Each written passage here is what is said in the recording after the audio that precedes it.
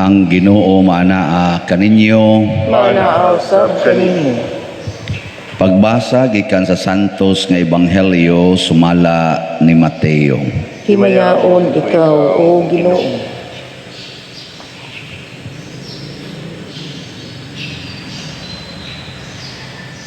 Usa ni ana kahigayon may miduol kang Hesus ug nangutana kaniya, magtutudlo unsa may maayo kong buhaton aron madawat ko ang kinabuhing dayon.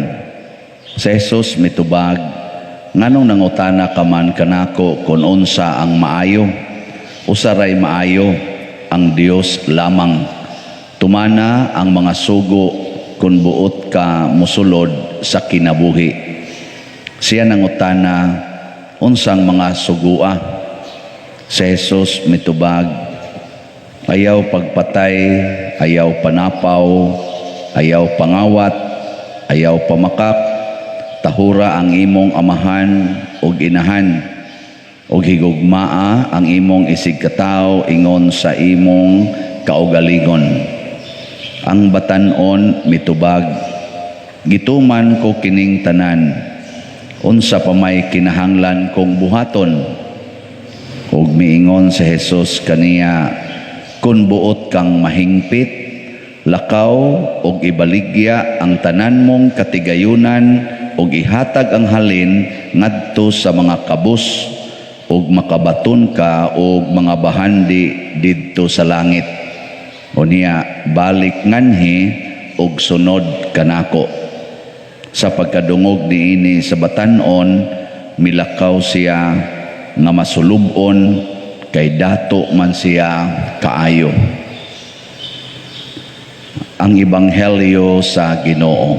Daygon ikaw, O Kristo. Gihisgutan ang nahitabo sa mga Israelita diri sa unang pagbasa nga sa dihang nangamatay na ang ilang mga katigulangan, unsa may ilang gibuhat, misugod sila pagsunod sa mga Diyos-Diyos, sa mga tao nga naglibot nila. Nya pagsunod na nila ato, nasuko ang Ginoo, gitugutan na nga sila sulungon, tulison, pamatyon o nangabihag sila. Nagkalisod-lisod na sila maayo. Bisan gani og makigubat sila, ngilngig makay na sila sa gubat ni mga Israelita, hantod gani karon sige ni sila gubat, hilig ay gubat. Pero mapildi na sila sa ilang mga kaaway.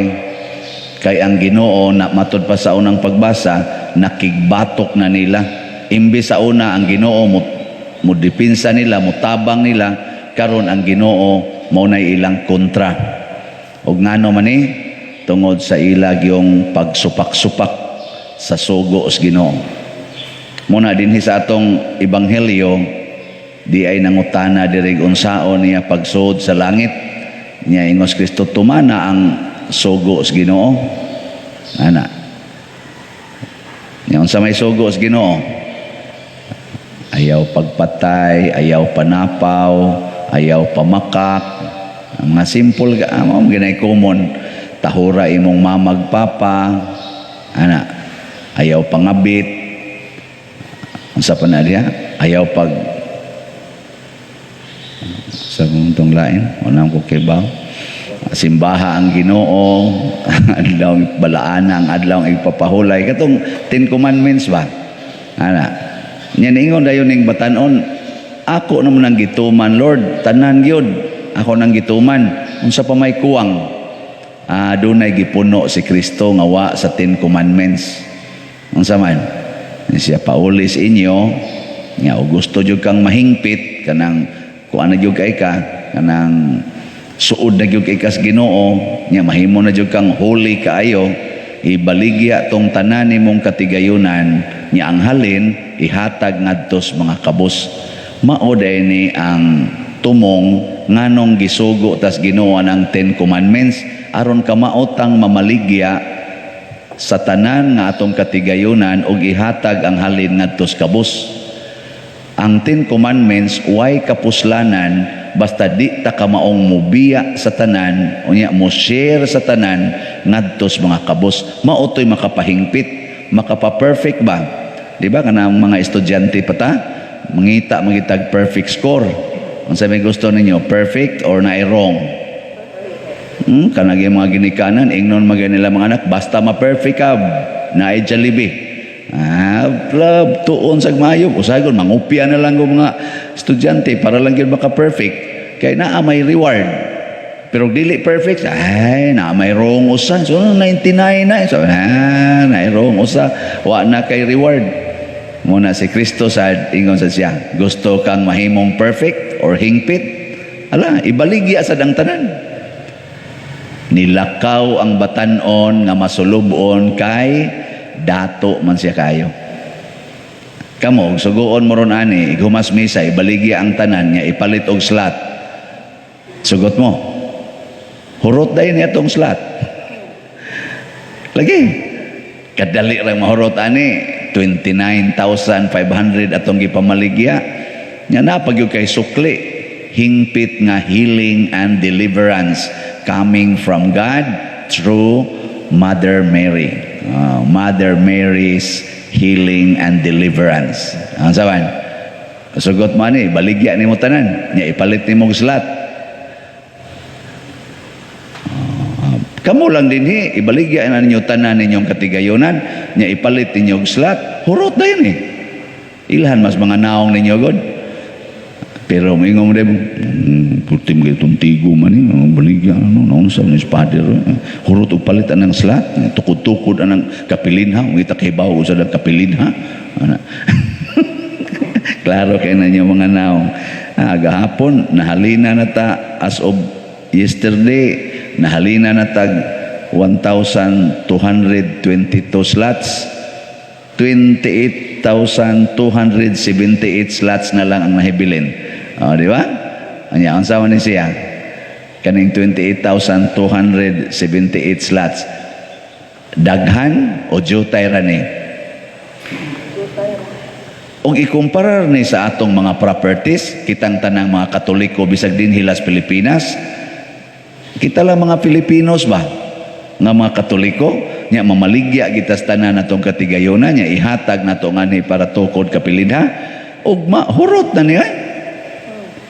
Pero kay kusog kay tang manggunit sa atong katigayunan ug mauna nay atong bag-ong Dios kaning atong mga gihuptan karon mo na si San Roque timing sa gayo nga pista niya karon timing kay sa atong ebanghelyo ang kinabuhi ni San Roque nagpakita gyud giunsa niya pagbiya ang iyang katigayunan.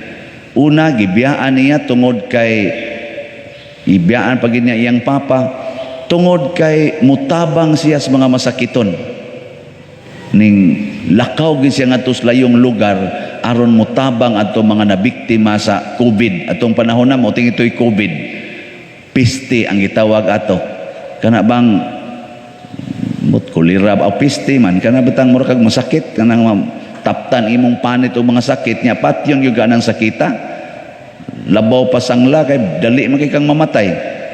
Nga mo to iyang giadto dito ning tabang siyag alagad ato mga masakiton daghan sad siyag naayo pero siya sad nataptan mo nang naa siya samad sa iyang ring may paa di naman sad tumaayo kay patyuno naman sad siya ato tong di man siya gusto maghasol-hasol sa mga tao dito na lang siya sa kakahuyan naghuwat siyang kamatayon.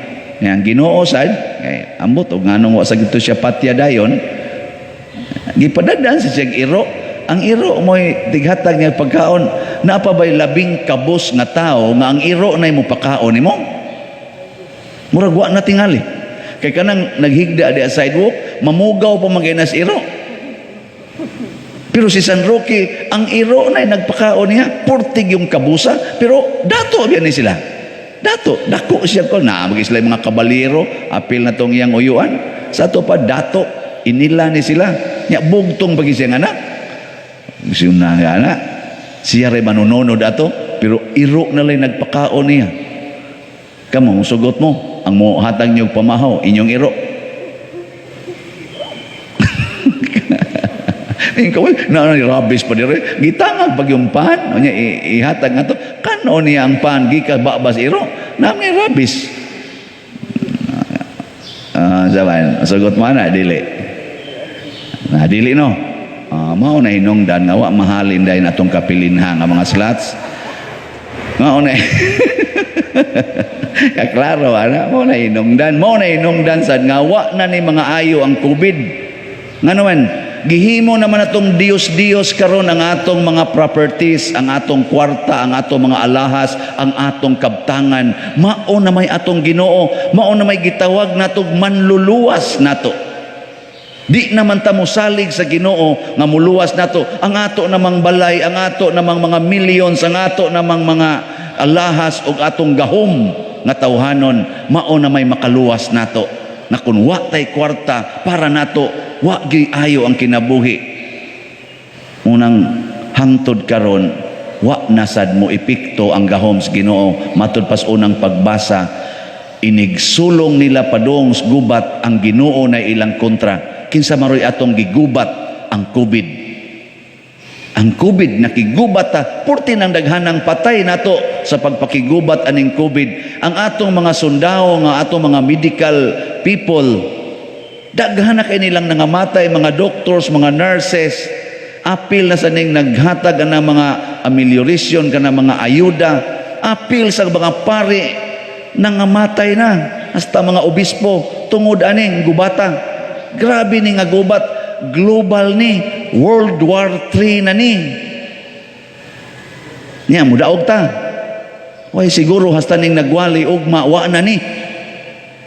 Kay wa na tatabangis Ginoo, kay ang ato na rong gihimong Ginoo, mauna ang atong kwarta, mauna ang pleasures, comfort, dinhi sa kalibutan. Wa pagita kamatngon ani. Diadiri ay gibutang ang Ginoo na luoy nila, gipadadaan silag mga maghuhukom, mga judges ba? Kay wa na gid tayo mugiya nila. So padadaan silag mga judges. Unsa may resulta? Musunod silag kadiyot. Nya mamatay maginang tao. Ikamatay na atong buutan nga maghuhukom nga magtudlo nila unsay angay buhaton, matud pa diri mo balik na pod sila sa ilang naandan, puwerte na sa nila hinoong yung tig-aha, dubli-dublihon pa. Karon kita katong pag-abot atong World War II, nabuutan ba yung mga tao? Daghan ba ya kayong nangahimo atong mga converted kay nagpasalamat nga nahusay? Ang butong napabaybuhi nga nakaabot ato karon napa pangutan na sila, nabuutan manimba nagmaayo niya, magtinabangay na gyud, maghinatagay kog pagkaon kay sunan katong binakwitay nila sa una ana. Pero sa dihan na settle alam, igihay na sad anang yuta kanang mga utlanan, kanang mga agianan panguralo na, bisag wa nay agianang silingan, halapit on gyud maayo kay ako ning yuta, huwatag magubat na sad. Nakaroon tanawa, ini-quarantine mo, mabiya gyud kas imong balay, pildi gyud kas kaaway, maswab test ka, o niya, kuanan mapasitive, hasta ning simbahan sirad ani. Dili ba gubat ni? Dili ba pabakwiton ka? Popariha. Nya patyon pag yung ka dito sa imong gibakwitan. Posible pag yung ato ka dito patyon. Biyaan ginani mo imong balay. Masiradaan kong balay. Bisa kung sa kadako. Basta na kay COVID. Kuhaon gyud ka. Nya kamong tanan di mo kalusot diha. Wa nay mamintana na lang mo silingan. Din agid mo ka gawas-gawas. Padlak gyud mong tanan. Prisuhon kas kaugalingon nimong balay nya kuhaon to katong utok sa COVID, ibutang to dito sa tawagan na dito quarantine. Adto dito ibutang, maghilak lang intawon hantod mamatay, inigbalik usahay abo na, di kakita ang mga parinti. Nganong nahitabo man ni wa nay gahom ang Ginoo dinis Pilipinas ug sa kalibutan nga purti naman tang daghanan nato mga Katoliko. 1.7 billion na gud tang Katoliko kuno sa tibuok kalibutan, punan pas mga Kristiyano nga dili Katoliko, mga 2 billion na gid tingali ta. Nganong wa naman mo epekto nga atong pag-ampo Porti namang linuhuray. Ang uban gani, wana, ang tuhod, porti ng kubala. Hasta hinong atong mga lugar nga atong adtuonon kay para mangayo taghiling sa maanang mga pilgrim centers, nangasira man. Ang ano na, sayo na kayong tubag na as first reading. Kay wa naman ta magsunod sa Ginoo, wa na ta magsimba niya, wa na ta mag-alagad niya. Ang atong gialagaran, ang mga Diyos-Diyos sa kalibutan nga attractive kaayo. Mga balay, mga sakyanan, yuta, mga alahas, kwarta, nga kining tanan, pulos gini nato biyaan, inig kaigo natos COVID. Biyaan ragid ni nato. Muna sugod karon, ibaligya na lang ng tanan, atong ipalit og slat para sa kapilinha. Iguman atong palit, mga matay dayon tang tanan. Nga tuan ang mahal nga birhen, gauna na dito, mingon siya, welcome to my kapilinha, ang eternal happiness in heaven. Ug mao na gipangandoy ni San Roque, bahala nagsakiton ko dinhi, bahala nagmamatay ko dinhi, ma-welcome lang ko didtos gingharias langit, ang tinuod nga lugar, ang tinuod nga balay. Basig inyo sa niya kung mahayan, pader ni palit ko sa kapilinha, imong slat, niya nga malaging namatay, malagi tong akong gipahinungdan. Huwat lang sag mamatay ka, magkita mo dito sa langit. Niya usaragi rason, impiernohonon unta to siya, na langit na lang, nga naman, nakapalit, makag-usak kaslat, doon na naman kay bahandi dito sa langit. Diba, naingon si Kristo, ibaligya ang tanan, ihatag ang halin nga sa mga kabos, ug makabaton kag bahandi dito sa langit. Di ba? Adigin mo musabot. Sige, ala, pertinan akong pangugat diri, digin mo musabot. Ala mo diha. Sige, nindog na ta. Mga igsuon, uban ni San Roque, masaligon kitang mudangop ngadto sa Ginoo sa atong mga panginahanglan, ug moingon kita, Ginoo, kaluy kami. Ginoo, kaluy kami.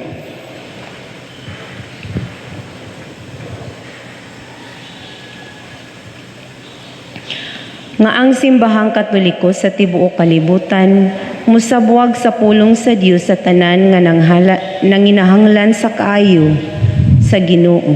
Mga muyo kita sa Ginoo. Ginoo, kaluy kami. Nga ang mga nasud maningkamot nga makabot ang kalinaw ug panaghiusa, mga muyo kita sa Ginoo. Ginoo, kaluy kami. Nga ang mga masakiton nga natapta ni ining COVID-19 makabato na og hingpit nga kaayuhan, mga muyo kita sa Ginoo. Ginoo, kaluy kami. Nga ang mga nag-alagad sa mga masakiton ug ubang hutong sa katilingban makabaton kanunay og grasya sa paglahutay ug nga mapanalipdan sila, mga muyo kita sa Ginoo. Ginoo, kaluy kami. Nga sa atong pagsaulog sa 500 years of Christianity, magmalampuson unta ang tanan nga kalihukan, ilabi na sa mga parokya ug atong mapalawman ang atong pagtuo ug paglaom isip mga binunyagan, mga muyo kita sa Ginoo. Ginoo, kaluy kami. Alang sa mga proyekto dinhi sa atong simbahan nga pinaagi sa pangama ug pagiya ni San Vicente Ferrer, magmalampuson ug mahuman unta sumala sa atong mga giplano ug gipangandoy, mga muyo kita sa Ginoo. Ginoo, kaluy kami. Alang sa tanang mga benefactors ug donors sa atong simbahan nga mihatag og financial ug lain-laing hinabang, ug alang sa mga nagtrabaho dinhi sa atong mga proyekto nga hatagan unta sila sa Ginoo ug daghang pang mga grasya sa ilang kinabuhi, malikay sila sa mga kadautan ug molampos unta ang tanan nilang mga paningkamot, mga muyo kita sa Ginoo. Ginoo, kaluy kami.